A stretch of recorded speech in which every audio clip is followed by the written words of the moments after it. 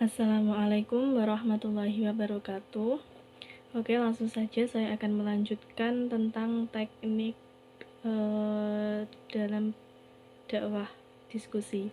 Yang selanjutnya itu ada nomor 6, yaitu mendengarkan dengan baik. Jadi pelaku diskusi itu harus menjadi pendengar yang baik bagi dalam forum diskusi tersebut ketika dari beberapa orang di dalam forum tersebut itu berpendapat, kita sebagai pelaku diskusi itu harus menjadi pendengar yang baik. Kemudian yang selanjutnya yaitu mampu menguasai emosi.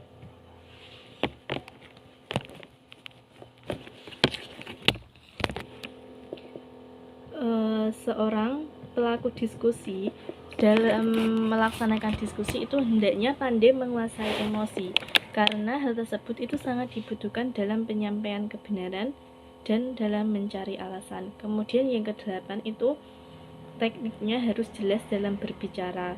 Maksudnya itu harus tegas dalam mengungkapkan, kemudian lisannya itu harus fasih dan bagus penjelasannya. Itu merupakan bagian dari pilar penopang diskusi yang baik dan dialog yang produktif. Selain itu, kejelasan dalam berbicara itu merupakan faktor penting yang harus dimiliki seorang pelaku diskusi yang ingin sukses. Kemudian yang ke-9 yaitu menutup diskusi. Seorang pelaku diskusi dalam melakukan suatu diskusi itu harus menutup diskusi dengan baik jika ia akan mengakhiri suatu forum diskusi tersebut, baik pada waktu yang tepat ataupun di waktu yang tidak tepat. Kemudian yang ke-10, dalam teknik metode diskusi itu tidak boleh marah.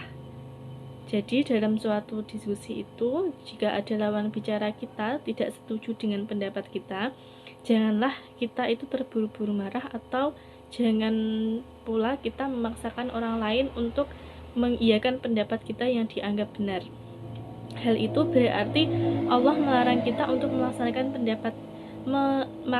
pendapat kita agar diterima orang lain apabila berkaitan dengan agama, karena jika kita saling memaksakan pendapat agar diterima orang lain, maka tidak akan menemukan penyelesaian dari masalah yang sedang kita hadapi, dan bahkan atau saling bermusuhan. Itu tidak boleh. Kemudian yang ke-9 itu tekniknya harus menanggapi keberhasilan. Jadi tujuan dari pelaksanaan diskusi itu untuk mendapatkan atau untuk memecahkan suatu permasalahan dalam diskusi tersebut. Agar diskusi tersebut itu dapat berhasil dengan baik, maka pembicaraannya harus benar dan terarah. Sebab jika pembicaraan diskusi tersebut bertele-tele, maka pembicaraan itu akan menjadi sia-sia dan tidak bermanfaat sama sekali bagi pelaku diskusi di dalam forum diskusi tersebut. Kemudian yang selanjutnya itu ada macam-macam dakwah diskusi. Yang ada 2, yaitu yang pertama class discussion, yaitu apabila jumlah jamaah tidak dibagi dalam kelompok kecil. Kemudian yang kedua itu ada small group discussion, yaitu pertukaran pendapat kelompok kecil yang terdiri dari 6 atau 8 orang. Kedua itu tersebut merupakan macam-macam dakwah diskusi. Sekian dari materi tentang metode dakwah diskusi. Kurang lebihnya kami mohon maaf.